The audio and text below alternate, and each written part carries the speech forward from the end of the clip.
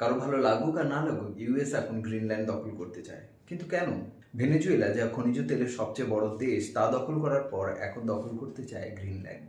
তার কারণ হিসাবে জানতে হবে গ্রিনল্যান্ডের আছেটা কি, গ্রিনল্যান্ড দখল করার এতটা ইচ্ছে কেন।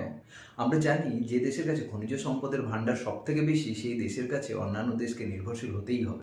আর গ্রিনল্যান্ডের কাছে আছে এমন কিছু বিরল খনিজ পদার্থ যা স্মার্টফোন, ইভি এবং আধুনিক যন্ত্রপাতি বানানোর জন্য একান্ত প্রয়োজনীয়। এছাড়াও জিঙ্ক, কোবাল্ট, তামা, নিকেল, ইউরেনিয়ামের মতো এমনও খনিজ পদার্থের ভাণ্ডার হচ্ছে গ্রিনল্যান্ড। এমনকি পার্শ্ববর্তী দেশগুলোকে দখল করে যত বেশি প্রতিবেশী দেশ কমানো যায় তত মঙ্গল। এই কারণেই তো ব্রিটিশরা একসময় সারা পৃথিবীর বিভিন্ন দেশগুলোর উপর কবজা করে রাখতে চাইছিল। এছাড়াও বড় বিষয়, রাশিয়ার মতো বিশাল দেশের সামরিক প্রভাব ঠেকাতে তার উপর নজরদারি বাড়ানো, যার কারণে আর্টিক ওশানের উপর নজরদারি রাখতে চায়। এমনকি ইউএসএ গ্রিনল্যান্ডে মিসাইল সতর্কীকরণ ঘাঁটি তৈরি করতে পারবে। এছাড়াও যে হারে দ্রুত বরফ গলছে, তাতে দ্রুত বাণিজ্য রুট চীন ও রাশিয়াকে ঠেকাতে আর্টিক ওশানের ওপর একটা দখল করে রাখতে চাইছে। ভাবা যায় আমাদের দেশগুলির মতো দেশগুলি যেখানে পঞ্চবার্ষিকী পরিকল্পনা করে, সেখানে ইউএস পৌঁছে গেছে শতবার্ষিকী পরিকল্পনা নিয়ে।